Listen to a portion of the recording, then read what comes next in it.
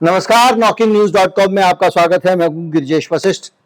Israel और फिलिस्तीन के मामले पर सबसे बड़ी मुसीबत में फंस गए हैं बाइडेन।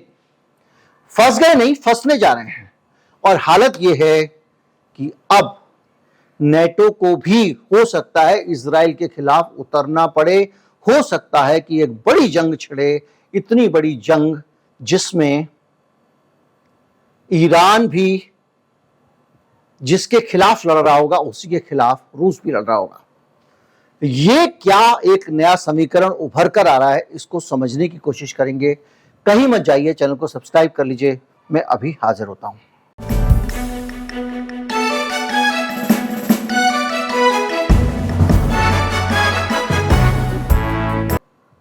हो ये रहा है कि अब तुर्की जो है वो खुल के इजराइल के खिलाफ खड़ा हो गया है और उसने ये कहा है कि इजराइल एक आतंकवादी देश है, वो जो कार्रवाइयां कर रहा है वो आतंकवादी देश है।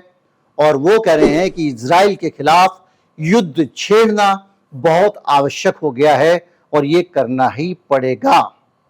एक रैली हुई है वहां पर तुर्की में, उनकी राजधानी में, और वहां पर एक बड़ी संख्या में भीड़, जबरदस्त भीड़ थी। विजुअल लगा दे रहा हूं, ह्यूज क्राउड, तुर्की के लोग। और वहां पर उनका जो राष्ट्रपति है वो जाता है और खड़े होकर देश के लोगों से कहता है कि हमको इजराइल के खिलाफ युद्ध छेड़ना पड़ेगा। और वो ये कह रहा है कि ये जो है, हम गजा के लोगों के साथ में हैं और हजारों लोग वहां पर खड़े रहते हैं। और ये जो पूरा सीन है वो अपने आप में एक बड़ी खबर दे रहा है। लेकिन ये खबर बड़ी कैसे है इसको बताऊंगा, उससे पहले कुछ और खबरें समझ लें। संयुक्त अरब अमीरात, यूएई यानी दुबई वगैरह जहां आप जाते हैं, उसने, सऊदी अरब ने भी ग्राउंड ऑपरेशन जो शुरू किए हैं गजा में, इजराइल ने उसको कंडेम कर दिया है। फ्रांस ने तमाम ना चाहने के बावजूद अपना एक जहाज, समुद्री जहाज जिस पे हॉस्पिटल बना हुआ है, वो गजा में मदद के लिए भेज दिया है। इसके साथ साथ जो पूरा का पूरा माहौल बन रहा है उसके अंदर ईरान पहले ही तैयार है और गुस्से में है। और ये सब लोग इसलिए चुप हैं क्योंकि बाइडेन जो है ना, बाइडेन का रवैया इनको रोके हुए है। अमेरिका पूरी ताकत से खड़ा हो गया है, वहां अपने जहाज लगा दिए हैं। ब्रिटेन वहां खड़ा हुआ है, हालांकि फ्रांस के अब राष्ट्रपति गए हैं वहां बात करने के लिए। और संयुक्त राष्ट्र में कल आपको पता ही है, एक पूरा प्रस्ताव पारित हुआ जिस प्रस्ताव में बाकायदा युद्ध रोकने के लिए कहा गया, युद्ध विराम। दो चीजें हैं, एक है युद्ध विराम और दूसरा है कि कुछ समय के लिए रुक जाए इजराइल ताकि मानवीय सहायता जा सके। दो है, अमेरिका, ब्रिटेन वगैरह मानवीय सहायता जा सके इसके लिए तो कह रहे हैं, युद्ध विराम के लिए नहीं कह रहे हैं। लेकिन संयुक्त राष्ट्र में प्रस्ताव पारित हो गया है। भारत सरकार की तरफ से जो रवैया संयुक्त राष्ट्र में दिखाया गया, आप जानते हैं उसकी कितनी आलोचना हो रही है। बड़ा सवाल इस बात का है कि कल के दिन कोई हमारे बच्चों को मारता है या किसी के बच्चों को मारता है तो क्या उसे जस्टिफाई किया जाएगा? क्या निर्दोष लोगों की हत्या बदले में जस्टिफाई की जा सकती है? यह बड़ा सवाल खड़ा हो गया है। अगर आज आप, इजराइल जो कुछ कर रहा है, बच्चों को मार रहा है, बम गिरा रहा है, अस्पताल में बम गिरा रहा है, झूठ बोल रहा है, 3-4 बहाने बना चुका है इजराइल। कभी कहता है कि वो उसके नीचे, अस्पताल के नीचे आतंकी अड्डा था, कभी कहता है लोग इतने मरे ही नहीं हैं, कभी कहता है मिसाइल और बम हमारा था ही नहीं, वो उन्होंने खुद ही रॉकेट गिरा लिया था। तो जो भी है, लेकिन इस पूरे घटनाक्रम के बीच में जब इतना अमानवीय कोई हो रहा है तो आप उसको कहीं ना कहीं तो रोकेंगे ना। भारत कहता है हम आतंकवाद के खिलाफ, हमारा संकल्प है। तो संकल्प है तो ये आतंकवाद आपको नहीं दिख रहा। और अगर आप इजराइल के इस आतंकवाद को अप्रूव करते हो, चुपचाप इसे मान्यता देते हो, तो आप इस बात के लिए भी तैयार रहो कि फिर हमास का आतंकवाद इससे छोटा दिखाई देगा। क्योंकि हमास का एक सरकार द्वारा किया गया संगठित हमला नहीं है, वहां किसी देश की फौजों ने हमला नहीं किया है, वहां कुछ अतिवादी आंदोलनकारियों का हमला है जो कि आतंकवादी हैं और वो निर्दोष लोगों पे हमला कर रहे हैं। लेकिन ये वही हो गया कि वो निर्दोष, तूने मेरे बाप को मारा, मैं तेरे बाप को मार दूंगा। भैया बाप मर रहे हैं यार, बुढ़े बुढ़े लोग मर रहे हैं, हम लोग एक दूसरे से कुछ नहीं कर रहे हैं। वो स्थिति हो रही है, तूने मेरी बुआ को मारा, मैं तेरी बुआ को मार दूंगा, वो गांव में दुश्मनी होती है। अरे मूर्खो, लड़ना है तो आपस में लड़ो, बुआ ने क्या बिगाड़ा है? तो ये जो भारत ने किया है, जिस तरह से एब्सटेन किया है, इसने वैलिडेट कर दिया एक तरह से कि इजराइल के खिलाफ है, कि इजराइल के पक्ष में है। और ये वो भारत है जो हमेशा, जब अमेरिका, यूएसएसआर जैसी बड़ी बड़ी ताकतें खड़ी होती थी, तो एक अकेला देश था, अकेला नहीं, कुछ देश थे जो निर्गुट आंदोलन वाले थे, ये अलग से विकासशील देशों के लिए खड़े रहते थे और भारत ने हमेशा साथ दिया है। उम्मीद की जाती थी भारत फिलिस्तीन का साथ देगा, लेकिन भारत बाइडेन के, हम तो हमेशा कहते हैं, हम तो हमेशा से बता रहे हैं, बाइडेन के चरणों में लेटे हुए हमारे। खैर, तो हुआ यह है कि इस पूरे वातावरण के बीच में तनाव बढ़ता जा रहा है। और टर्की ने जब यह कहा तो इधर बाइडेन ने, इधर इसने, इजराइल ने भी उनके राजदूत को लौट जाने को कह दिया है टर्की के। अब एंगल यहां से शुरू होता है, लेकिन वो एंगल क्या है उस पर आने से पहले एक जानकारी और दे दूं। बाइडेन ने अरब अमेरिकन और मुस्लिम अमेरिकन को बुलाया था और उनके साथ बैठक की थी। बाइडेन को टेंशन है कि आने वाले चुनाव में वोट से क्या होगा, जो पावर एलीट बाइडेन के जरिए जो कुछ करवा रहा है वो तो वोट देगा नहीं, वोट तो जनता देगी। तो वो मनाने में लगे हुए हैं, उनको सफाई देने के लिए बुलाया था।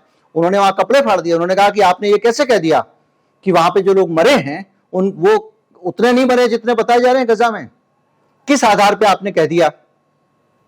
बार बार बाइडेन अपना बयान वापस ले लेते हैं। अभी पिछले दिनों कहा था कि वो जो कॉरिडोर बन रहा था भारत से लेके यूरोप तक का, उस कॉरिडोर को रोकने के लिए हुआ, फिर बोले नहीं नहीं गलत निकल गया मेरे मुंह से, उसका गलत मतलब निकाल लिया गया। कभी कहते मैंने गलत सुन लिया था इसलिए बोल दिया, कभी कुछ कभी कुछ, कभी बीच में उठ के चले जाते हैं अंदर, उनको बुला लिया जाता है। कई बार उनकी बात को बीच में रोका गया। खैर, पेच फंसा है टर्की के कारण। अब कैसे? टर्की है नेटो का सदस्य। जो लोग भी नेटो के सदस्य होते हैं उनके बीच में एक करार है।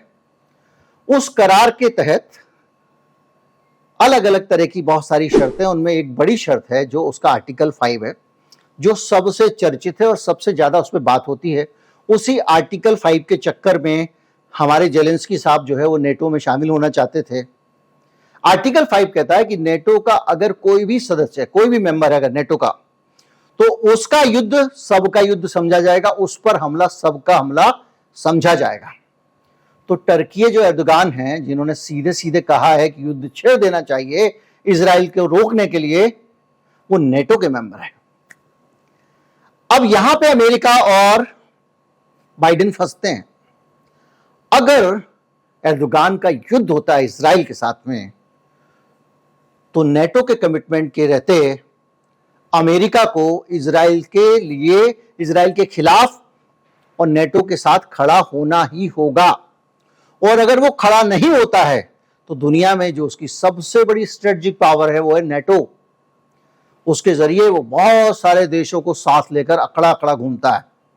ये जो मुन्ना भाई के पीछे सर्किट घूमते रहे ना इतने सारे, जो आपका जो चाहे वो जितने भी है, जर्मनी है और बाकी है, फ्रांस है, जो भी है नेटो मेंबर, तो वो जो सर्किट लोग हैं, अगर ये भाई मुन्ना भाई ने जरा अपना पैतरा बदल दिया तो वो उसको छोड़ के चले जाएंगे।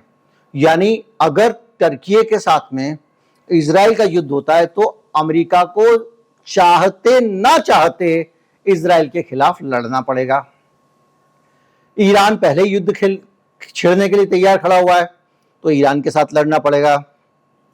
यूएई और सऊदी अरब, वो दोनों भी खुल के बोल चुके हैं कि अब इजराइल को रुक जाना चाहिए। संयुक्त राष्ट्र का प्रस्ताव भी आ चुका है। तो मतलब सब तरफ से बाइडेन के ऊपर एक नैतिक प्रेशर है। लेकिन एक संभावना भी बची हुई है जिसके कारण हो सकता है कि ये ना हो। वो संभावना क्या है? संभावना यह है कि आर्टिकल 5 ये कहता है कि अगर कोई मेंबर है और उसके ऊपर कोई दूसरा हमला करता है तो सब लोग लड़ेंगे, और अगर मेंबर किसी के ऊपर हमला करता है तो सब लोग बैठकर मंत्रणा करेंगे कि भैया ये इसने जो हमला किया है जायज या नहीं है। तो उस मामले में तो अगर टर्की अपनी तरफ से हमला करता है तो उस मामले में अमेरिका के पास ये मौका रहेगा कि लॉबिंग करके वो टर्की को अकेला छोड़ दे। इसलिए टर्की तीखे से तीखे हमले कर रहा है इजराइल पे, लेकिन अपनी तरफ से वो कोई हमला नहीं करेगा। वो इस बात की कोशिश करेगा कि इजराइल हमला करे, और जैसे ही इजराइल हमला करेगा नेटो को, इजराइल नेटो का हिस्सा नहीं है, इजराइल के खिलाफ लड़ना पड़ेगा। तो ये एक बाइडेन की बड़ी दुविधा खड़ी हो गई है एक रैली में एर्दोगान के भाषण से। रहा सवाल भारत का, तो मैं यही कहूंगा कि भैया बच्चों की जिंदगी सबकी बराबर है, और हमको कम से कम एक चीज निश्चित करके चलना चाहिए कि भारत को कमजोरों के साथ खड़े होना चाहिए। अमेरिका के सामने लाइन लगा के परेड करने वाले तो मानते हैं कि भैया बहुत सारे प्रधानमंत्रियों को दुनिया में अमेरिका ही नौकरी देता है, वहीं से प्रपंच रचता है। ये भी मैं आपको बता चुका हूं कि कैसे अमेरिका और CIA के चलते इंदिरा गांधी की हत्या के सवाल उठते रहे हैं कि उनकी हत्या उन्होंने कराई है। राजीव गांधी की हत्या पर भी सवाल उठते रहे, मैं पूरा वीडियो बना चुका हूं। तो आज जो है इतना ज्यादा नहीं डरना चाहिए, और इस मामले में इतना डरने की जरूरत भी नहीं थी, क्योंकि बहुत सारे देश थे। जब आपका भूटान है, नेपाल है, छोटे छोटे देश, बांग्लादेश है, ये सब लोग, अगर मालदीव है, श्रीलंका है, पाकिस्तान है, अफगानिस्तान है, अगर ये लोग भी फिलिस्तीन के साथ खड़े हुए हैं तो भारत को पीठ दिखाकर नहीं जाना चाहिए था। मोदी सरकार ने ये थोड़ा सा हल्का काम कर दिया है, तो ये अब एक सिचुएशन नई खड़ी हो गई है। उस पूरी सिचुएशन के बीच में आगे देखिए, क्योंकि उसने अपनी जमीनी कार्रवाई थोड़ी थोड़ी करके शुरू कर दी है। नेतन्याहू बड़ी बड़ी बात कर रहे हैं, लंबा युद्ध खिंचेगा, इत्यादि इत्यादि। तो आने वाले समय में क्या होगा ये मुश्किल है समझना, लेकिन बाइडेन एक दुधारी तलवार है, उस पर चल रहे हैं, वो तलवार की धार पे चल रहे हैं। ये मुहावरा सही है, दुधारी तलवार दूसरा मतलब हो गया। वो अगर ज्यादा जनविरोधी बनते हैं, गजा में नरसंहार के पक्ष में खड़े होते हैं, उसे समर्थन देते हैं, सीधे या परोक्ष रूप से अमेरिका में उनकी मुसीबतें बढ़ने वाली हैं। नहीं देते हैं तो जो राष्ट्रपति को चुनने में महत्वपूर्ण भूमिका निभाता है पावर एलिट अमेरिका का, वो नाराज हो जाएगा। अभी तक तो उसके निशारे पे नाच रहे हैं कठपुतली बन के, लेकिन आने वाले समय में चीजें होने वाली हैं मुश्किल। बहरहाल सारी चीजें आप समझ गए होंगे, और आपको ये अंदाजा लग गया होगा कि किस तरह से अब चीजें करवट ले रही हैं। और इस पूरे हालात के बीच में गजा का स्टैंड स्ट्रांग होता जा रहा है, फिलिस्तीन के पक्ष में माहौल बनता जा रहा है। संयुक्त राष्ट्र, फ्रांस, यहां तक कि अमेरिका और ब्रिटेन भी है मानवीय सहायता के लिए चाहिए, नेतन्याहू को रुकने को बोल रहे हैं। आसपास के देश, उधर अंदर ही अंदर मिस्र भी जो है वो खदबदा रहा है, क्योंकि उसके यहाँ मिसाइल गिरा दी गई है। उधर से उत्तर, इजराइल के उत्तर से आपका जो है लेबनान से हिजबुल्लाह के अटैक चल रहे हैं, और अब इधर से जवाबी कार्रवाई भी शुरू हो चुकी है। तेल अवीव जो है, जो इजराइल की राजधानी है, वहां पे हमास ने मिसाइल दागी हैं। तो ये मामला बहुत ज्यादा कॉम्प्लिकेटेड होता जा रहा है, और इस पूरे कॉम्प्लिकेशन के बीच में अगर आपको लग रहा है कि ये लड़ाई एक तरफा है, इजराइल जो चाहे करेगा, तो ऐसा है नहीं। आज अगर इजराइल को पूरा इंटरनेट बंद करना पड़ा है गजा का, तो इसलिए करना पड़ा है क्योंकि दुनिया भर में प्रचार के मामले में फिलिस्तीनी और गजा के लोग आगे चल रहे थे। वहां की जानकारियां, वहां के बावजूद इसके कि इंटरनेशनल मीडिया वहां नहीं जा पा रहा है, तब भी वहां से वीडियो रिपोर्टिंग चीजें लगातार आ रही थी, और इसलिए इजराइल को वहां पे इंटरनेट बंद करनी पड़ी है। लेकिन वहां पे भी एलन मस्क ने एक नया पच्चर लगा दिया। एलन मस्क ने कहा कि मैं भले ही हमास के लोगों को या दूसरे लोगों को इंटरनेट ना दूं, लेकिन उसका जो स्टार लिंक है उसके जरिए वो गजा में इंटरनेट बहाल करेगा, लोगों को इंटरनेट की फैसिलिटी देगा, जिस इंटरनेट की फैसिलिटी को इजराइल ने रोक लिया है। यानी अंधेरा करके मारने का जो इजराइल का प्लान था कि अंदर जाके कत्लेआम भी कर दो, किसी को पता ना चले, जो मैं कहूं वो ही पता चले। सेंसरशिप लागू हो ही चुकी है, अलग अलग सोशल मीडिया प्लेटफॉर्म पे भी निर्देश आ चुके हैं, खबरें मैं आपको बता चुका हूं। लेकिन उसके बावजूद अभी भी लड़ाई एक तरफा नहीं हुई है, और इस लड़ाई में इजराइल के लिए मुश्किलें बढ़ सकती हैं, क्योंकि उसकी घेराबंदी जबरदस्त हो गई है। और अगर वो एक भी गलती कर देता है कहीं पे, तो मुसीबत तेजी से बढ़ जाएगी, मल्टीप्लाई कर जाएगी। सबसे बड़ी गलती नेतन्याहू ने यह की है कि इस बार बच्चों, महिलाओं और बेकसूरों पे हमला किया है। ये हमेशा करते रहे हैं। इन्होंने पूरा फिलिस्तीन कब्जा कर लिया। पहले भड़काते हैं, उसके बाद कब्जा कर लेते हैं। लेकिन इस बार काम मुश्किल होगा, हालात बदले हुए हैं। उम्मीद करता हूँ वीडियो आपको अच्छा लगा होगा। अच्छा लगा हो तो ज़्यादा से ज़्यादा लोगों तक पहुँचाएं। चैनल को सब्सक्राइब कर लें। नमस्कार, जय हिंद।